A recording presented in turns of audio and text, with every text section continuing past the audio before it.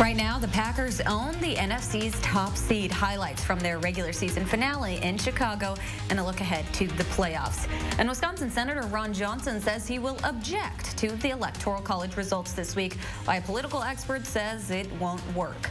Plus, Kenosha police prepare ahead of possible protests this month, why they're getting ready now. This is News 3 Now at 10. Thanks for joining News 3 Now. We'll have highlights from the Packers' big win and all of your top stories in just a moment, but we're expecting more dense fog into tomorrow. Let's get a look at your first warn forecast with Chief Meteorologist Gary Canalti. Amanda, we're already seeing it over much of southern Wisconsin. Let's start out by taking a look at the time lapse from the Edgewater Skycam. This is from early this morning. You can see how thick the fog was then. A few hours it got really thick, and then it just kind of thinned out. And then as we headed into the evening, look at that. This is by 8:30, almost zero visibility. Now here's the live look from the Edgewater Skycam, and you can see things have not improved very much. You can make out a little bit of light at the bottom of the picture, but that's pretty much about it. And that's a half-mile away from the Edgewater Skycam. So you can see it's pretty thick there. Visibility officially at the Dane County Regional Airport is 1 mile. Juneau and Central Dodge County reporting zero visibility. Platteville, Mineral Point, and Monroe reporting quarter-mile visibility, so it is very thick out there. Dense fog advisories in effect until noon tomorrow for all of southern Wisconsin. It's even been expanded into the Milwaukee area. Temperatures haven't moved very much. They started out around 20 this morning, got up to 23 this afternoon for a high here in Madison, and now we're seeing temperatures back in the upper teens and lower 20s, and these temperatures will be slow to move, but with them staying well below freezing fog is also a possibility. The fog should start to thin out by mid to late morning. Might even see a peak of the sun around noontime, and then a few flurries are possible late in the afternoon with a high temperature of 32. Later on, I'll take a look at a forecast that sees seasonable temperatures and quiet weather for much of next week. All right, thank you, Gary. Just in tonight, a man is dead after being pinned between two cars while changing a tire in Beloit. Police say the incident happened around 8:30 on the city's north side. A man was changing a flat tire between his car and another car when one of the cars was hit, pinning the man between the two vehicles. He later died at a hospital. Beloit police say the driver, a 27-year-old Beloit woman, was taken into custody for homicide by intoxicated use of a motor vehicle. Also new tonight, a woman is in critical condition after being shot on Madison's east side. Police responded to the intersection of Egan and Lean Roads around 7 o'clock. They say a woman was shot while in her car. The shots came from a different car. The woman was taken to a local hospital. No one is in custody. Anyone with information is asked to contact Madison area Crime Stoppers. The Packers are the NFC's regular season champions. They took care of business today in Chicago and will have the top seed in the NFC playoffs. Sports director Zach Hanley joins us now with highlights and what's next for Green Bay. Amanda, Aaron Rodgers said it a couple weeks ago. He's played in 4 NFC championship games, and they have all been on the road. This team made it clear from the start they wanted the road to the Super Bowl to go through Lambeau Field. All Green Bay had to do today was win in Chicago. Aaron Rodgers was, in a word, perfect in the first half. 10 for 10 for 155 yards and 3 touchdowns, including this bomb to Marquez Valdes-Scantling. Packers led 21-10 at the break, and it got tight in the third quarter, but the Pack closed the door in the fourth. Aaron Jones scampers in from 4 yards out. Then not even a minute later, Rodgers and Davante Adams break some records. The tutty is A-Rodgers' 48th of the season, which is a new franchise record. And Adams tied a record with his 18th touchdown catch. Packers clinched the 1 seed and the bye with the win. I'm just really proud and happy that, we're in this position. We get to, go rest for a week and then come out and play some more great football. So everything is in front of us and we control it all. So we're in a good spot. Our goal is to win the North, and then once we won that, our goal was to, to be the #1 seed. And then we have goals, coming forward. So, this wasn't our only goal. This was just the start of it. A couple dance moves from the floor. I don't like to share too much from the locker room, but I do think somebody should ask him to show some of the dance moves that he performed. So the Packers have a full week off to rest up before they play again. Now, Matt LaFleur said of his dancing in the locker room, he told Jamal Williams if they took care of business, he'd show off his moves. But after doing it, he thinks he should have practiced a little bit first. Amanda? All right, thanks so much, Zach. Wisconsin Republican Senator Ron Johnson says President-elect Joe Biden won the state of Wisconsin. That's a result that was verified during a partial recount and by the state's electors last month. Johnson was pressed on the matter this morning on NBC's Meet the Press. Here's what I don't understand.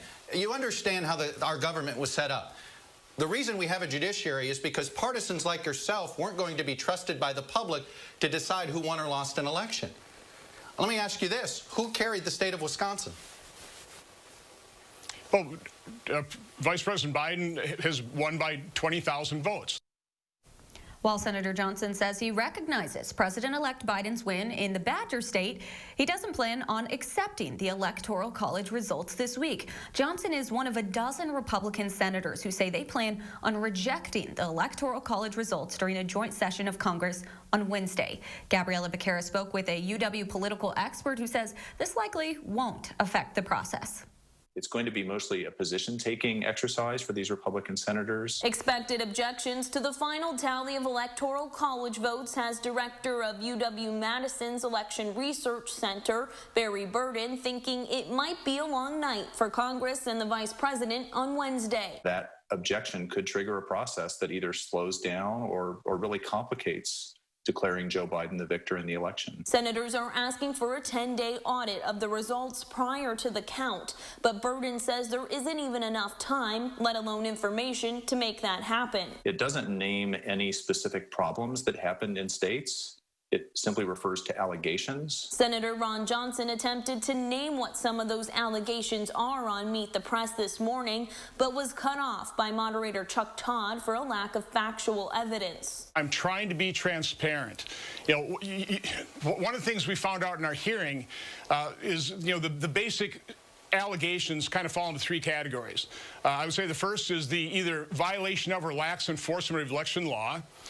There is voter fraud. There always is. We had one witness talk about 42,000 people voting twice in Nevada.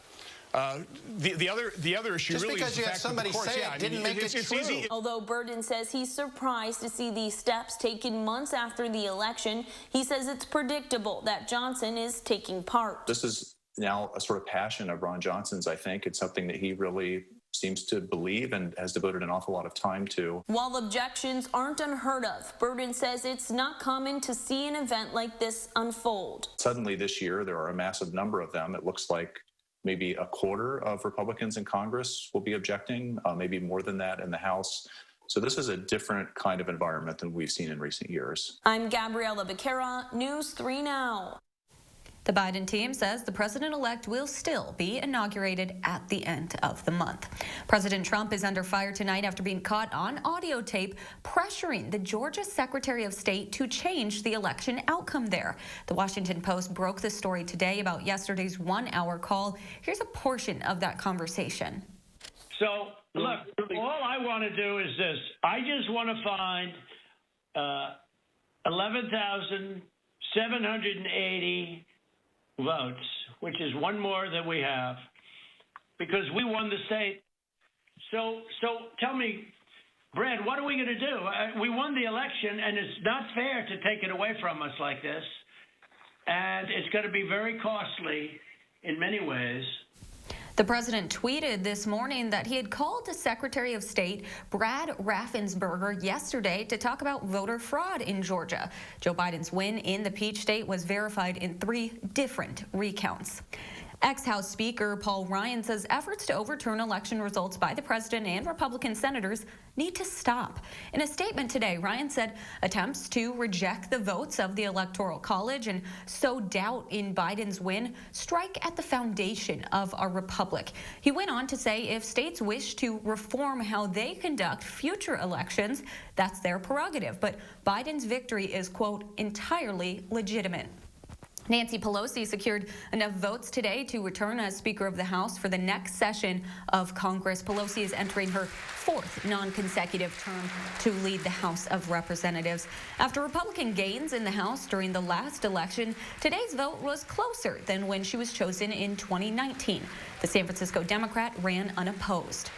We begin this new Congress during a time of extraordinary difficulty. Each of our communities has been drastically affected by the pandemic and its economic crisis. Today's vote came after members of the 117th Congress were sworn in. Control of the House still belongs to Democrats. Control in the Senate will be decided on Tuesday in a pair of runoff elections in Georgia. New tonight, Kenosha police are planning precautionary measures ahead of a decision on charges in the shooting of Jacob Blake. Today, police said safety efforts will include designation of a demonstration space, limitations on city bus routes, road closures, curfew, and protective fencing. The Kenosha County DA is set to deliver his decision this month. Police shot Blake back in August and protests erupted as a result. The newest Kenosha Common Council agenda also lists an emergency declaration that officials can use to preemptively address potential civil unrest. There's more to come on News 3 Now. Gary has your first warn forecast. Plus, as the U.S. hits another grim milestone in its fight against COVID-19, President Trump calls the nation's death toll fake news. And with the first full week of 2021 set to get underway, we're taking a look at some of the stories we know we'll be following this year. After the break.